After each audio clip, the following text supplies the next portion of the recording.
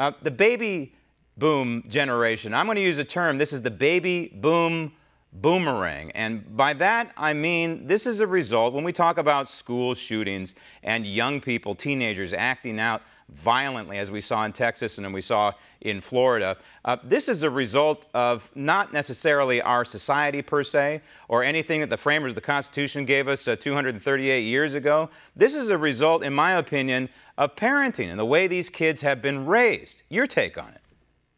Well, I agree with you. I look at the societal norms, and more specific, we look at social media. Oftentimes, it champions causes such as anti-police rhetoric and violence within our culture. So how do we draw that back, or how do we stem that, so to speak? And like I agree with you mentioned, the parenting perspective provides a very germane component in this. But we as a society also, meaning not just the adults, but just overall, we need to converge on this new generation that's coming up, because a lot of the acts they're committing to are catastrophic. I'm a firm believer and a firm proponent and supporter of the Second Amendment. So it's not a gun issue. It's a societal and parenting issue. And how do we converge on those two issues? One of the things is the strong sense of values. That's something that's been lost in society from years on end. And when I was growing up, a sense of values was very necessary. But I see nowadays kids are just doing whatever they want to do. And a lot of this I attribute to social media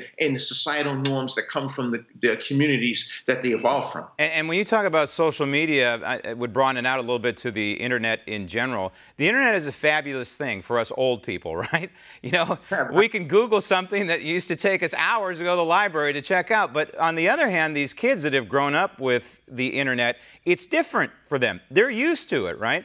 And so they use it and they look at it in a different way, I think. In particular, there's a certain level of anonymity that you gain on the internet when you're using social media, whether it's Facebook or Twitter or whatever. In other words, you would say and possibly do things on social media that you wouldn't do face-to-face with another human being. It seems to me that some of these kids are now acting out, the ones that are sociopathic are now acting out on this anonymity, turning that anonymity into an opportunity to carry out their sociopathic behavior.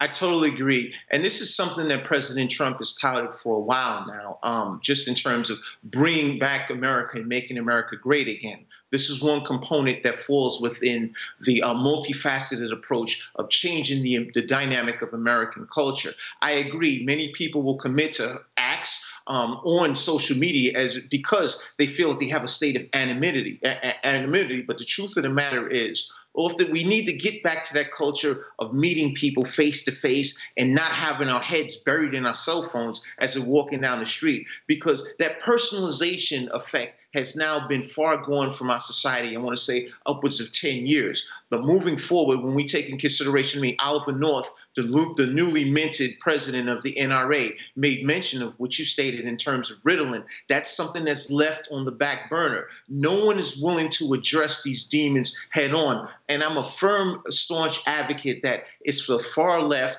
and the Democratic Party that propels this machine that's pushing us into a sense of chaos. 1.6 million young people aged 2 to 17 in 2016 were on some sort of ADHD medication. And in a very real sense, I don't think we're allowing, and most of those are probably boys, right? We're not allowing boys to be boys anymore, yet these parents, again, I go back to the parents, are giving them, here's your video game. Go play your violent video game for hours on end. I've talked to parents, friends of mine, who say, I wish I could pull my son away from these video games. I say, why don't you? Why don't you do your job? So now let's connect the dots, and you have this boy, this teenager that shot up the school in Texas. He went initially after the girl who spurned his advances, right? Well, rejection is something clearly he couldn't handle. Rejection is part of life, but you don't learn about rejection per se on the internet and on Facebook. You're absolutely right. We're experiencing extreme social disconnect as it relates to social media and I want to say technological innovations that are part of our society. we're now functioning in an ecosystem, whereas people are not connected the way they should be. Just as when I was growing up, the natural order of dealing with people or interacting with people socially was face to face. That those days are now far gone and behind us. Yeah. But what can we do to move the pendulum in the right direction? And I think a lot of it is the commute. I want to say the structure that we have in politics with President Trump at the forefront. I think that he's really focused on closing that gap. But we just really need the Democrats and the people to the far left to ride behind the president, because rooting against the president is equivalent of getting on an airplane and rooting for the pilot to crash the plane.